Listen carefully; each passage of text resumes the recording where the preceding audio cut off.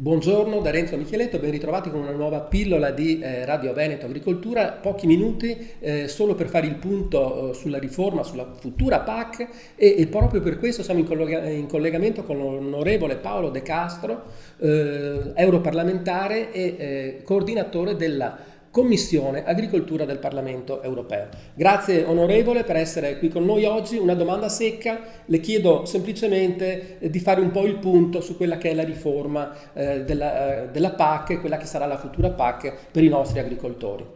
Prego. Intanto ricordiamo che oramai è pubblicato in Gazzetta Ufficiale dell'Unione Europea il regolamento transitorio, quindi la politica agricola comune che avremo quest'anno 2021 e l'anno prossimo 2022 è quella che noi già conosciamo, quindi c'è una proroga dell'attuale PAC per 2 anni. Dal 1 gennaio 2023 entrerà in vigore la nuova PAC che in questo momento stiamo negoziando, siamo nella fase cosiddetta degli accordi interistituzionali, Parlamento, Commissione e Consiglio, i triloghi come siamo abituati a chiamarli, che partono dalle due posizioni dei due colegislatori, Parlamento e Consiglio, che abbiamo approvato noi a ottobre scorso. Abbiamo votato la posizione del Parlamento e quindi abbiamo una nostra posizione che rappresenta l'Aula di Strasburgo e d'altra parte abbiamo il voto in Consiglio Agricoltura che i ministri dell'Agricoltura hanno dato. Adesso queste due posizioni con l'aiuto della Commissione devono trovare una sintesi e nei prossimi mesi, penso sotto presidenza portoghese, riusciremo a concludere, quindi entro giugno chiuderemo questa riforma per dare il tempo poi agli Stati membri di dover applicare e poter quindi fornire tutti gli elementi nuovi che questa PAC contiene, piani strategici, ecoschemi, sforzo ambientale di sostenibilità maggiore. Tutto questo diventerà pratica quotidiana dal 1 gennaio 2023. Però è importante che abbiamo salvaguardato le risorse, che le risorse ci saranno, che più o meno con l'innesto di questi 10 miliardi che sono venuti dal Next Generation EU per lo sviluppo rurale, di fatto abbiamo le stesse risorse nel 2014-2020 che abbiamo goduto nel 2021-2027, per cui non ci sono i famigerati e drammatici tagli che erano stati preventivati, ma avremo una politica agricola robusta, più ambientale, certamente con degli sforzi che saranno chiesti agli agricoltori maggiori, ma che rimane sostanzialmente quella che conosciamo, quindi con un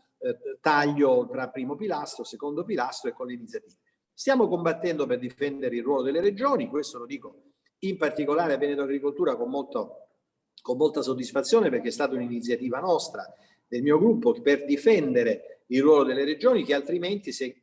la proposta della Commissione eliminava di fatto con un ente gestore unico, quindi togliendo di fatto il rapporto Regione-Bruxelles e trasferendo tutto a Roma con un unico piano di sviluppo rurale nazionale che poi sarebbe stato declinato a livello regionale solo per l'attuazione. Questo l'abbiamo evitato, almeno l'abbiamo evitato come Parlamento, vedremo poi i risultati dei triloghi se daranno ragione al Parlamento, ma credo che era importante da una parte evitare la rinazionalizzazione, quindi mantenere sempre delle regole europee uguali per tutti, e dall'altra mantenere un ruolo delle regioni che rimane un ruolo importante. Magari con i vasi comunicanti, come abbiamo creato, c'è la possibilità di gestire le risorse in comune, per cui evitare che mai più mai ci potrà essere da questa riforma della PAC in avanti che qualche regione che non spende le risorse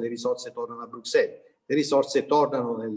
nel paniere nazionale e vengono redistribuite in funzione di chi è stato più efficiente nella spesa. Senta, onorevole, poi chiudiamo. Dovesse in due parole dire qual è la principale novità della futura PAC rispetto alle edizioni precedenti, come potrebbe riassumere il tutto?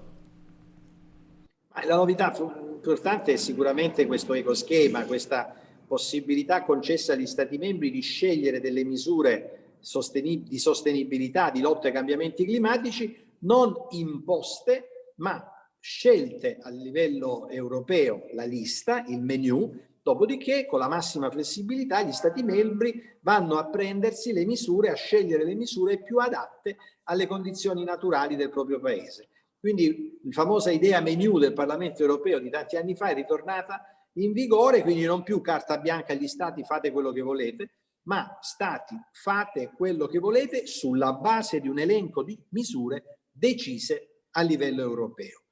Poi se passa anche quello con cui noi ci stiamo battendo tanto, oggi proprio l'ho comunicato, la condizionalità sociale, battaglia storica dei sindacati